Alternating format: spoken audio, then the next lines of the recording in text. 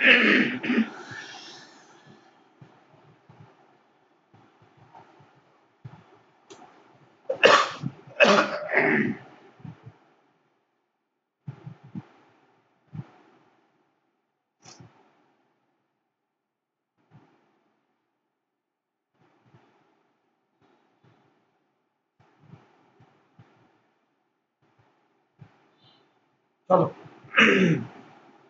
আজকে তোমাদের ক্লাসটা শুরু করব।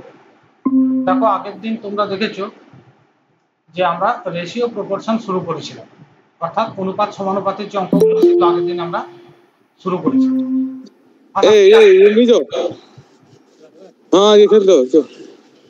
খেলাটা হোক, আজকে আবহাওয়া পিচ গ্রাউন্ড আছে, ভালো জল হয় না তো আজকে।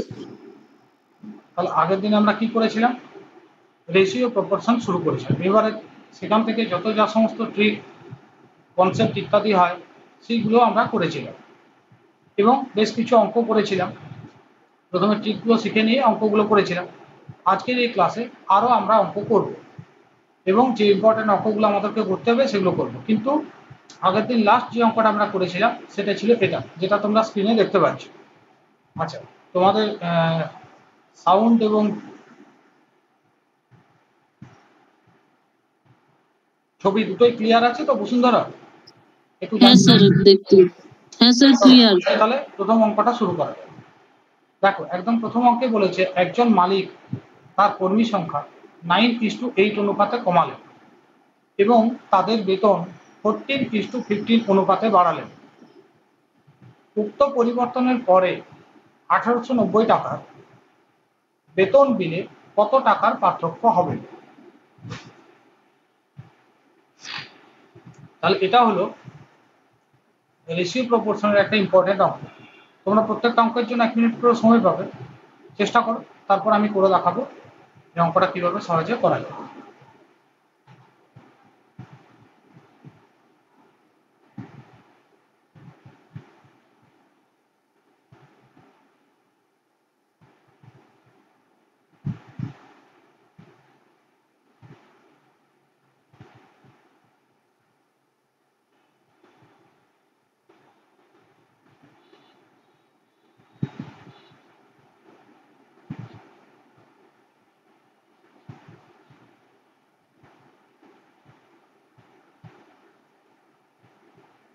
হয়ে গেলে অবশ্যই কমেন্ট করে জানাও। না স্যার, হচ্ছে না। হচ্ছে না? চেষ্টা করো, দেখো অবশ্যই হবে।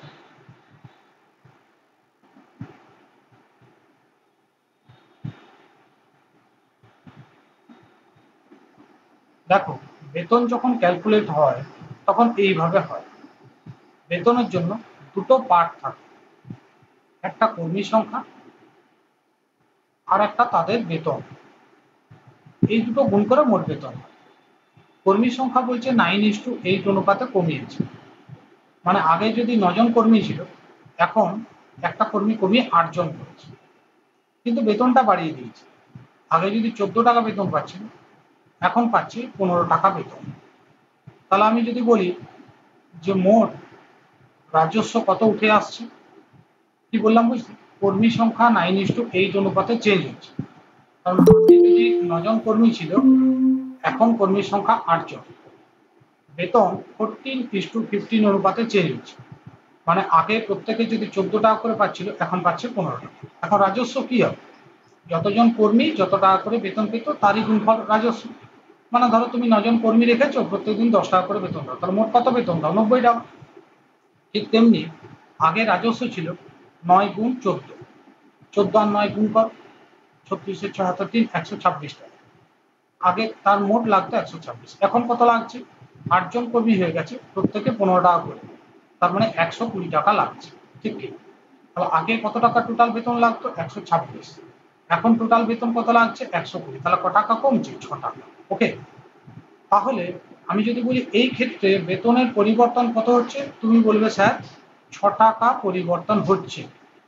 কিন্তু অঙ্ক বলছে যে ভাই ওই যে 6 টাকা পরিবর্তন তুই দেখাচ্ছিস সেটা 6 টাকা না, সেটা 1890 টাকার পরিবর্তন। ঠিক আছে? তাহলে দেখো উক্ত পরিবর্তনের ফলে 1890 টাকার বেতন বিলে কত টাকার পার্থক্য হবে? তার মানে আমাকে পার্থক্যটা বার করতে, এটা বলেনি বেতন বিলে, তার মানে আগে যে বেতন বিলটা ছিল যেটা 1890 টাকা হতো সেটা এখন কত পার্থক্য হবে। তাহলে দেখো, যদি বিল 126 টাকা হচ্ছিল তাহলে পার্থক্য ছিল 6 টাকা। যদি 1890 টাকা হয় বেতন বিল, তাহলে কত পার্থক্য হবে, এটাই আমাকে বের করতে হবে। তাহলে আমরা জানি কোয়ারি মার্কের উল্টো দিকে যেটা বার করতে হয় সেটাকে নিচে রাখতে হয়, অন্য দুটোকে গুণ করে ওপরে নিতে হয়, মানে 1890 গুণ 6 ওপরে নেব, এইটা ক্যালকুলেশন করবো। তো 2 দিয়ে তো প্রথমেই কাটছি, 6 দিয়ে কাটছি, 6 দিয়ে 12, 6 একে 6, 21, 21 9 হচ্ছে 189, 90 টাকা। তাহলে কত পার্থক্য হলো? 90 টাকা। তাহলে এটাই হয়ে গেল আমাদের অঙ্কটার অ্যান্সার। ওকে, আমি আরেকবার বিষয়টা বলে দিচ্ছি, শুনে নাও। আগে 9 জন কর্মী ছিল, এখন কর্মীর সংখ্যা 8 জন। আগে 14 টাকা করে বেতন লাগতো, এখন বেতন লাগছে 15 টাকা। তাহলে আগে মোট বেতন লাগতো 126 টাকা, এখন মোট বেতন লাগছে 120 টাকা। তাহলে আগের থেকে এখনে বেতন বিলের পরিবর্তন কত? না 6 টাকা। তাহলে দেখো, যদি আগে 126 টাকা বিল থাকতো তাহলে পার্থক্য থাকতো 6 টাকা। এখন যদি 1890 টাকা বেতন বিল হয় তাহলে পার্থক্য কত? তো আমরা জানি কোয়ারি মার্ক বার করতে হলে তার উল্টো দিকে যেটা পড়ে সেটাকে নিচে নিয়ে নিতে হয়, অন্য দুটোকে গুণ করে ওপরে নিতে হয়, মানে 1890 গুণ 6। এই ক্যালকুলেশনটা করে আমরা দেখলাম 90 টাকা। ফলে এটার অ্যান্সার হয়ে গেল 90, মানে অপশন এ। দেখো, আশা করি সবার ক্লিয়ার হয়েছে।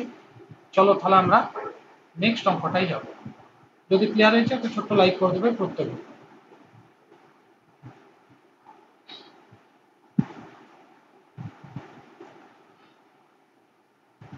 চলো নেক্সট অঙ্কটাই আসে।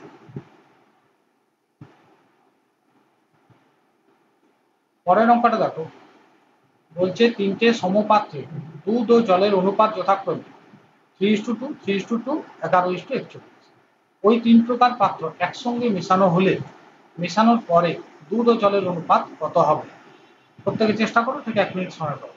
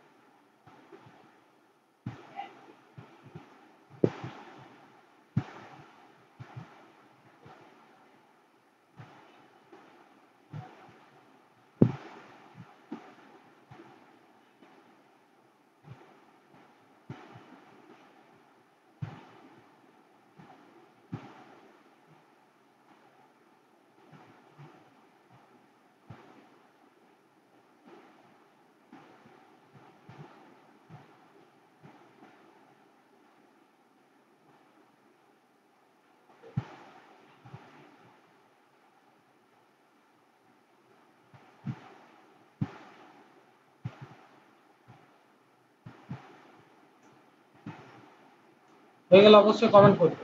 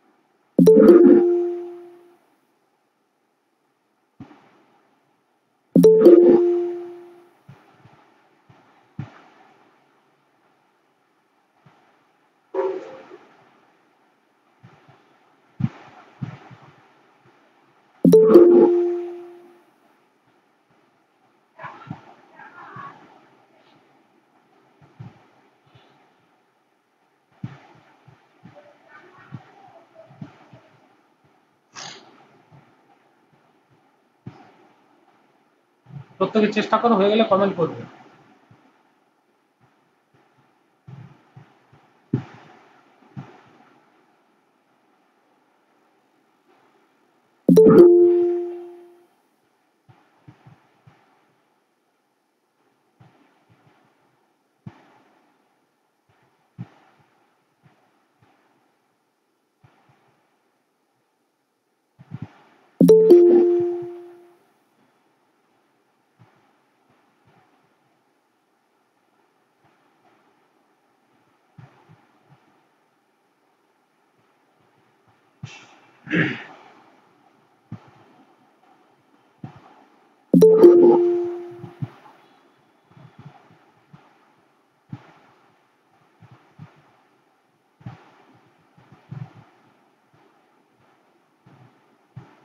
হয়েছে কারুর?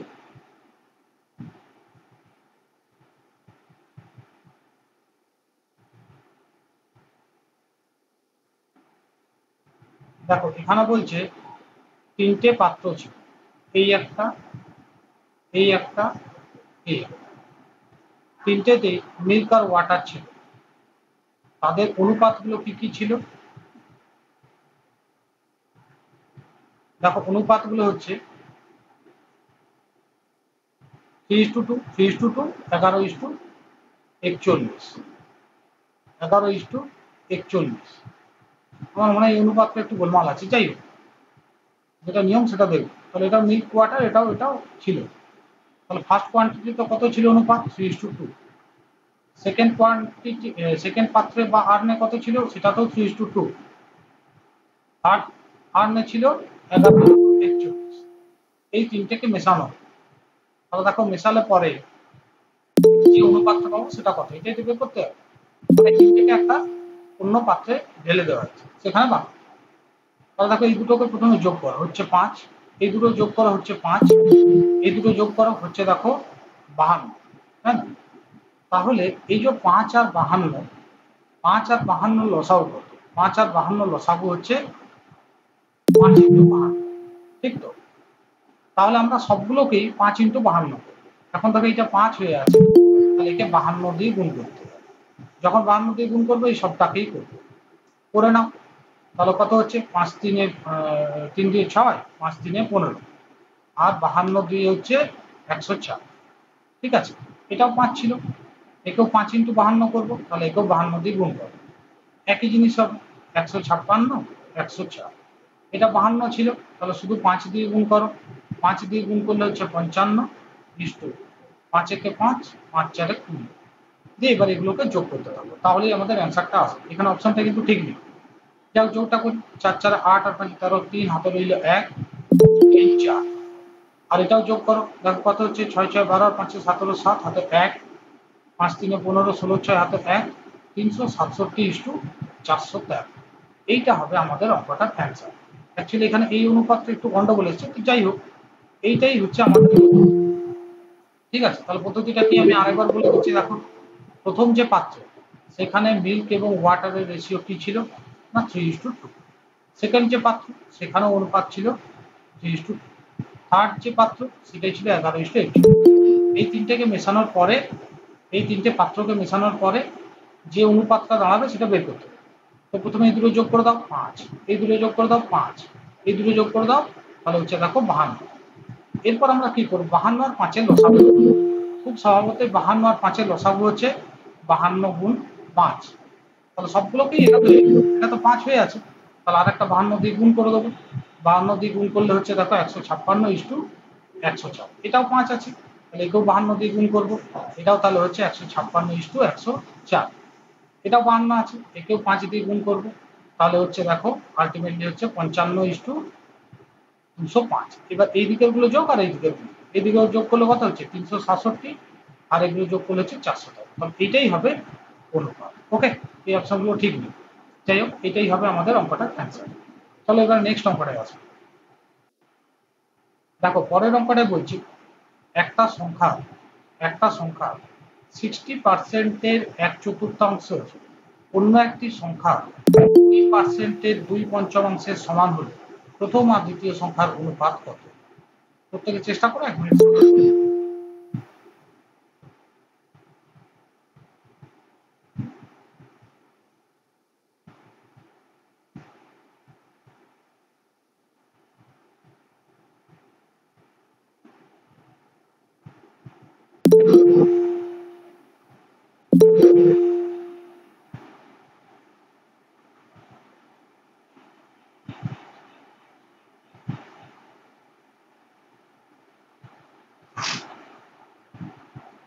হয়ে গেলে অবশ্যই কমেন্ট করুন।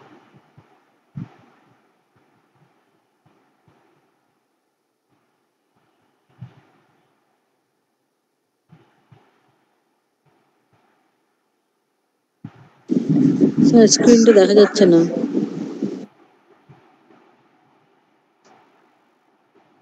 দেখছি।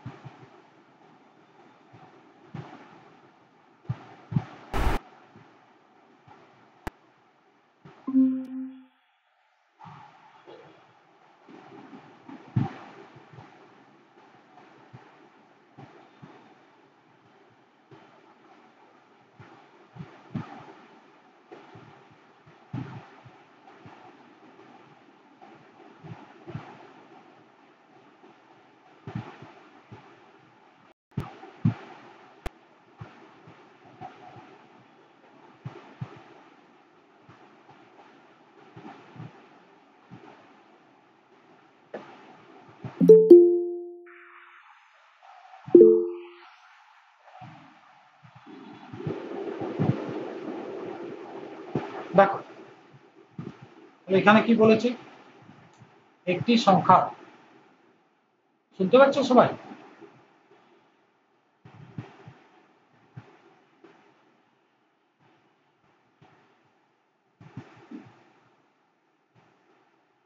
আমার কথাগুলো শোনা যাচ্ছে?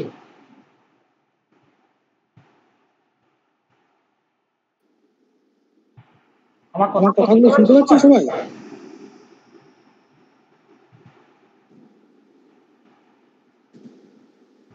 হ্যাঁ স্যার। হ্যাঁ ঠিক আছে, চলো চলো এটা করো।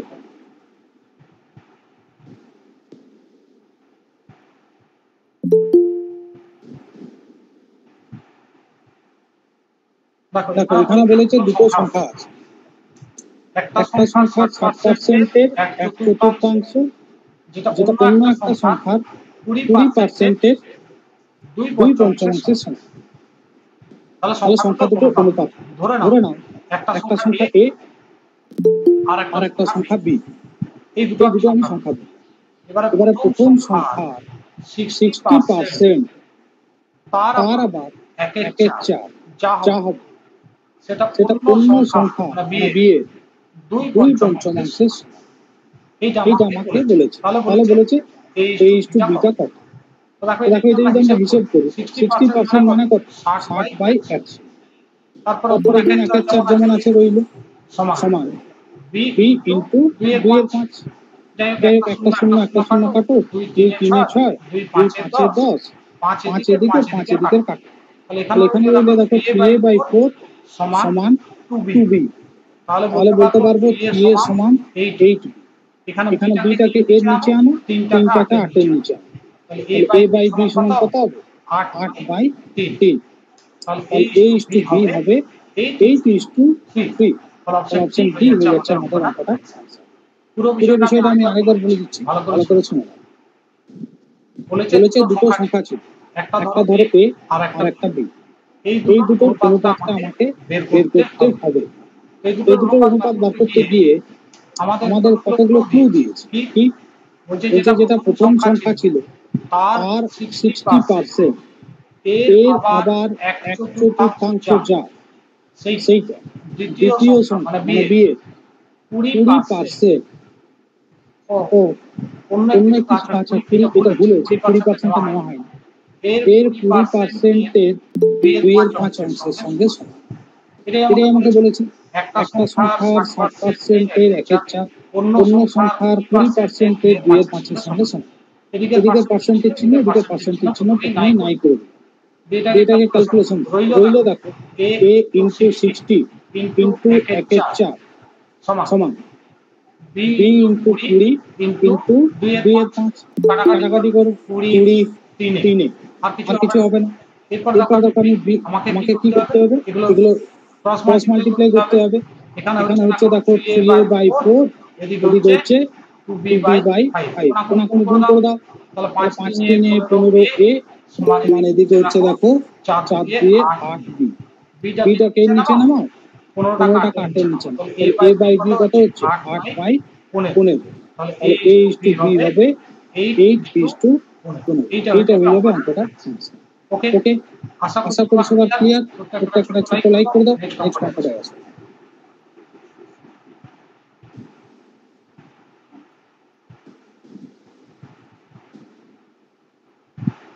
Sir answer none of this হবে? অবশ্যই ক্লিয়ার হয়েছে সবার? যদি ক্লিয়ার হয়েছে ছোট্ট লাইক করে দাও। পরের অঙ্কটায় আসো।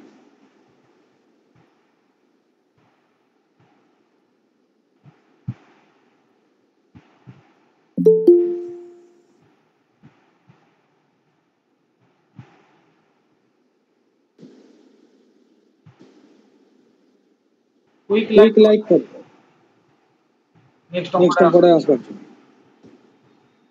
নইলে পরের অঙ্কটা আসতে পারবো না। চট।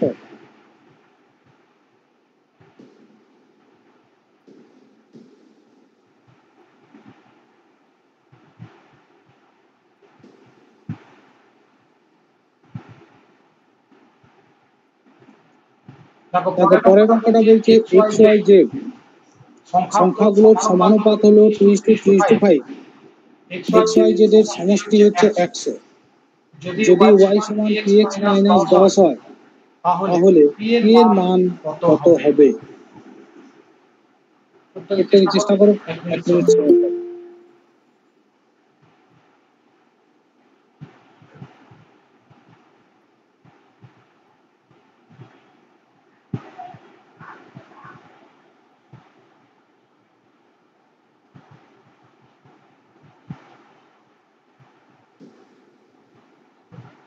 হয়ে গেলে অবশ্যই কমেন্ট করো।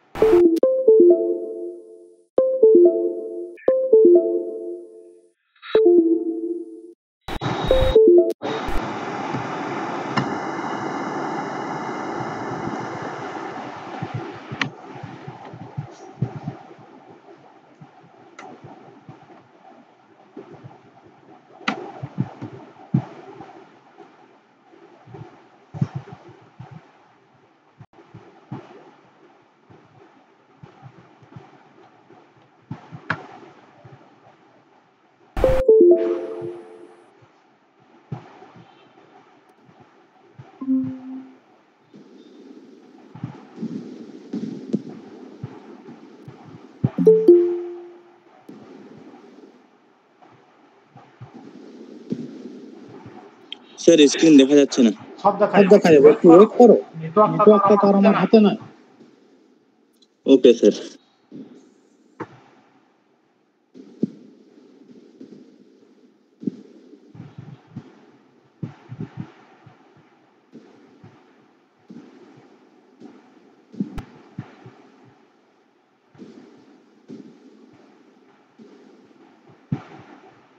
করো।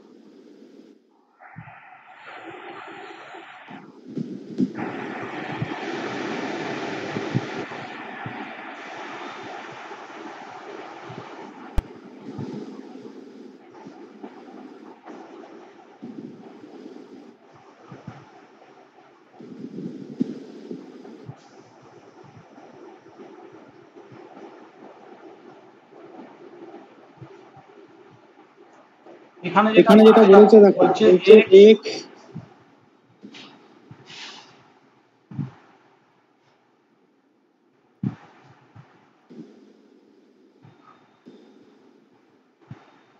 এখানে যেটা বলেছে দেখো, বলছে x is to y is to z, মানে হলো 2:3:5। তাহলে এখানে কি করবে, x এর মানটা 3 কে ধরে নাও, y এর মানটা 2 কে ধরে নাও, y এর মানটা 3 কে ধরে নাও, আর z এর মানটা 5 কে ধরে। ওকে, এবার বলেছে এদের সমষ্টি নাকি 100, তাহলে এগুলো যোগ করো, মানে 2 কে 3 কে এবং 5 কে যোগ করো, সেটা হচ্ছে 100। 5 আর 2 8 আর 2 10, 5 আর 3 8 আর 2 10, তাহলে 10 কে হচ্ছে 10, 100। তাহলে কে কত না 10, কে যদি 10 হয় তাহলে x টা কত, 10 × 2 মানে 20, y কত 3 × 10 মানে 30, z কত 5 × 10 মানে 50। xy এর মান পেয়ে গেছে। এবার আমাকে বলেছে যে y সমান নাকি px বিয়োগ 10, y এর মান কত 30, px x এর মান কত না 20 বিয়োগ 10। তাহলে এখান থেকে দেখো 10টা এদিকে আনলে 30 যোগ 10 মানে হচ্ছে 40 সমান p × 20, 20 দিয়ে কাটো তাহলে 2, তাহলে p এর মান হলো 2। তাহলে এখানে অ্যানসার হয়ে যাবে অপশন 2। আবার পুরোটা বলে দিচ্ছি, দেখো বলছে x is to y is to z, সেইটা নাকি 2:3:5। তাহলে x টাকে ধরে নাও 2 কে, ওয়াইটাকে ধরে নাও 3 কে আর আর জেডটাকে ধরে নাও 5। এই তিনটের যোগফল কত? 10। সেই 10 কে যোগফলটা বলছে 100। তাহলে কেটা কত হবে? 10। কে যদি 10 হয় তাহলে এক্সট্রা 2 × 10 মানে 20। ওয়াইটা 3 × 10 মানে 30। জেডটা 5 × 10 মানে 50। xy এর মান পেয়ে গেলে। এবারে xy এর মান যখনই পেয়ে গেলে তখনই ওই যেটা বলেছে সেটা বসিয়ে দাও। y সমান বলছে px বিয়োগ 10। তাহলে y কত? 30 সমান px, মানে পিটা তো জানি না কিন্তু এক্সটা জানি 20 বিয়োগ 10। এই 10টা এদিকে আনো, 30 যোগ 10 হয়ে যাবে মানে 40 সমান 20 পি। 20 দিয়ে কাটো 2, তাহলে পি এর মান হলো 2। ওকে, আশা করি সবার ক্লিয়ার। যদি ক্লিয়ার একটা ছোট লাইক করে দেবে, নেক্সট অঙ্কটা চলে আসবে।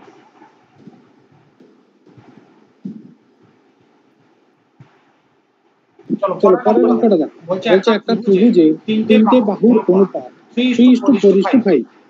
তাহলে ত্রিভুজের সর্বোচ্চ কোণের মান কি হবে? প্রত্যেকে চেষ্টা করে 1 মিনিট সময়।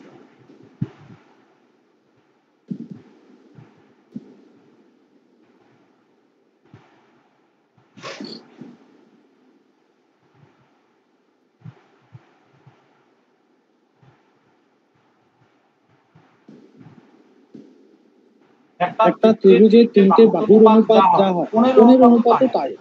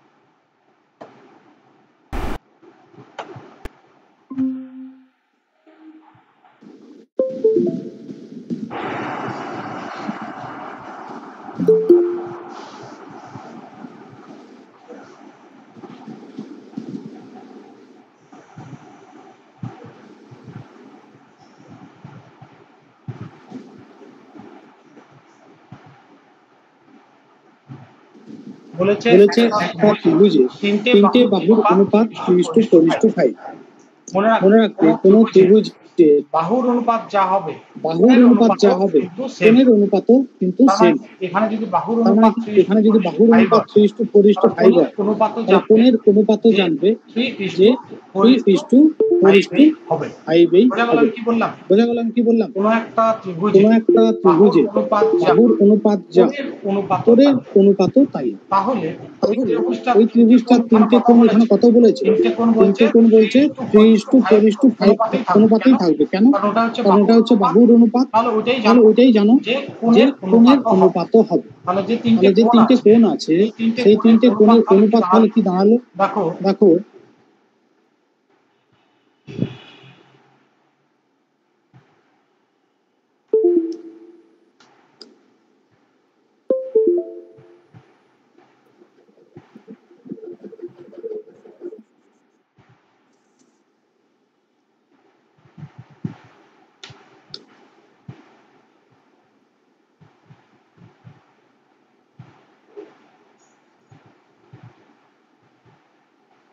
এক মিনিট। এক মিনিট।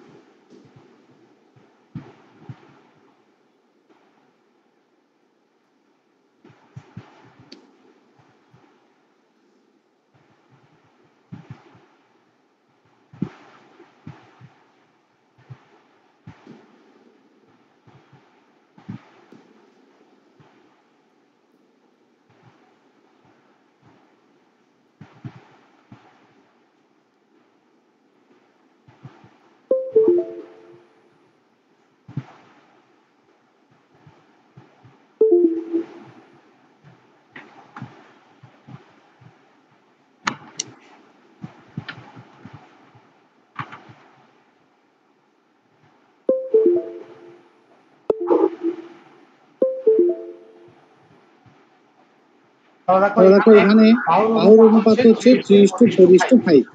এটাই তাহলে হচ্ছে কোণের অনুপাত। মানে একটা কোণ আমি 3 কে ধরতে পারবো, একটা কোণ পারবো 4 কে, আর একটা কোণ 5 কে। আমরা জানি একটা ত্রিভুজের তিনটে কোণের সমষ্টি কত হয়? 180। তার মানে 3 কে, 4 কে এবং 5 কে যদি যোগ করি তাহলে আমাদের হবে 180। ওকে, এখন যোগ করো। 9 আর 3 12। 12 কে হচ্ছে 180 ডিগ্রি। তাহলে এখানে কে কত বলো? 15 ডিগ্রি। এবার বলছে ত্রিভুজের সর্বোচ্চ কোণ। তাহলে বলো এই তিনটের মধ্যে সবচেয়ে বড় কে হবে? নিশ্চয়ই 5 কে। তাহলে 5 কে মান কত হবে? এর মান যদি 15 হয়, 5 মানে 75 ডিগ্রি। তাহলে তাহলে এখানে আমাদের অপশন বি হয়ে যাবে অঙ্কটা ক্যান্সেল। ওকে, আমি আবার একবার বলে দিচ্ছি শোনো, যে এই দরজাটা বন্ধ করতে, বৃষ্টি ঢুকবে, লাগিয়ে দাও আস্তে। দেখো এবার দাঁড়া।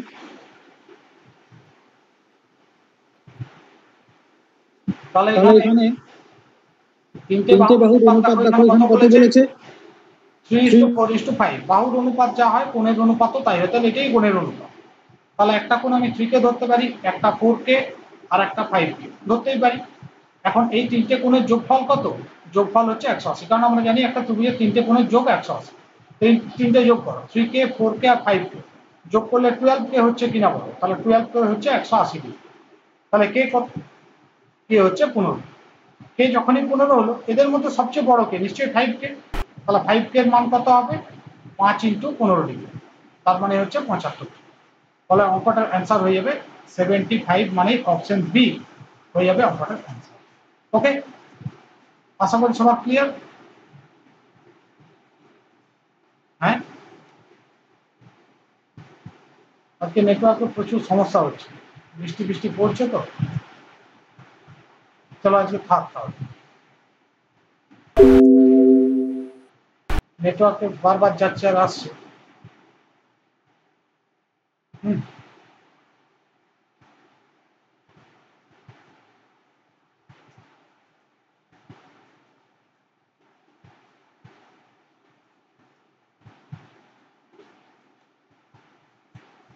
না, বাড়ির জন্য কাজ দিচ্ছি না আমি।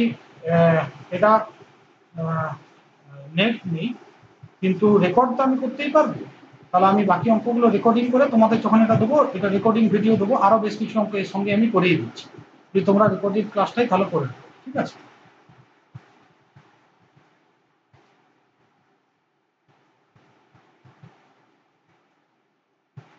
তাহলে এখানে এটা আশা করি সবাই বুঝতে পেরেছো। চলো এবার আমরা নেক্সট অঙ্কটাই যাবো।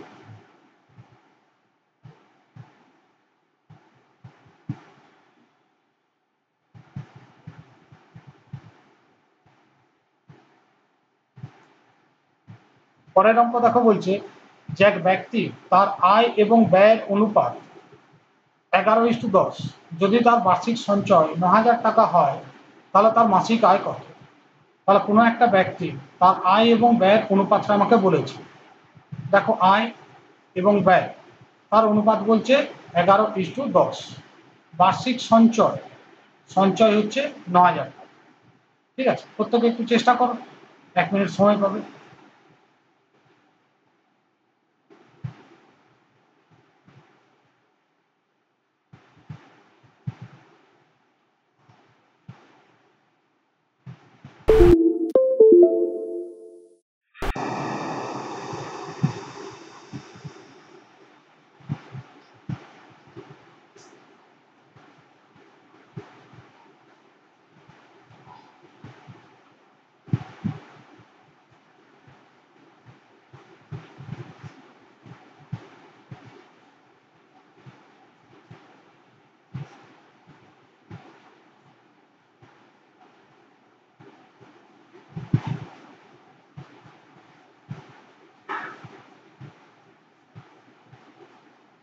হয়ে গেলে অবশ্যই কমেন্ট করবে। দেখো, কোনো এক ব্যক্তির আয় যদি 11 হয়, 11 রেশিও, ব্যয় যদি 10 রেশিও হয়, তাহলে এখানে আমরা কি বলতে পারবো যে আয় এবং ব্যয় বিয়োগ করেই তো আমাদের সঞ্চয় হয়, হ্যাঁ কি না? আমরা জানি আয় এবং ব্যয় এই দুটো বিয়োগ করেই কিন্তু আমরা সঞ্চয় পাই। তাহলে যখন আমরা সঞ্চয় বার করব তখন আয় এবং ব্যয় বিয়োগফল আমরা বের করব।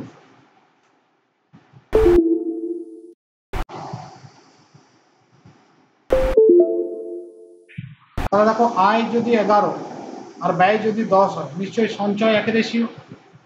আয় যদি 11 রেশিও হয়, ব্যয় যদি 10 রেশিও হয়, তাহলে সঞ্চয় নিশ্চয়ই 1 রেশিও।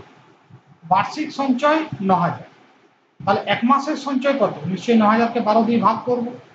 করো তো, 3 4 3 3,000, 4 দিয়ে ভাগ করো, 4 দিয়ে ভাগ করলে 4 7 28, 4 5 20, 7.5, 1 রেশিওর মান 7.5।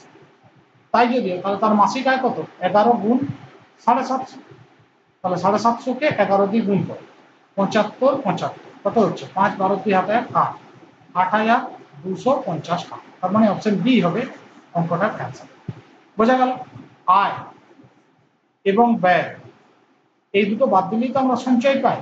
তাহলে আয় ধরো 1 রেশিও, ব্যয় 10 রেশিও, তাহলে নিশ্চয়ই সঞ্চয় 1 রেশিও। কিন্তু এগুলো দেখো সব মাসিকের কথা বলেছে, অর্থাৎ প্রত্যেক মাসের কথা বলেছে। তাহলে 9,000 টাকা 1 বছরে যদি 9,000 টাকা সঞ্চয় হয়, তাহলে অর্থাৎ 12 মাসে 9,000 টাকা, 1 মাসে কত? এটা কাটো, 3 4 3 দিয়ে 3,000, 4 দিয়ে কাটো, 4 7 28, 4 5 20, 7.5।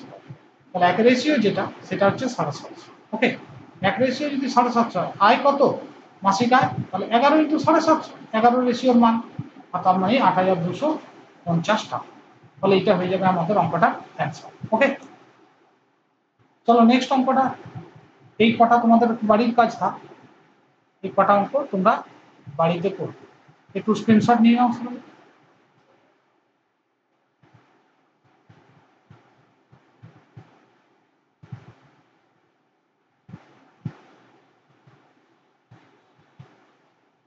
আশা করি নেওয়া হয়েছে।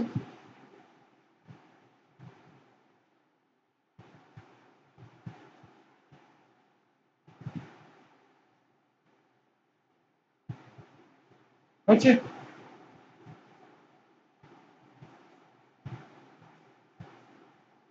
এই অঙ্কগুলো তোমাদের পরের দিনের বাড়ির কাজ হবে। ঠিক আছে, চলো তাহলে আজকের মতো ক্লাসটা শেষ করলাম। টাটা।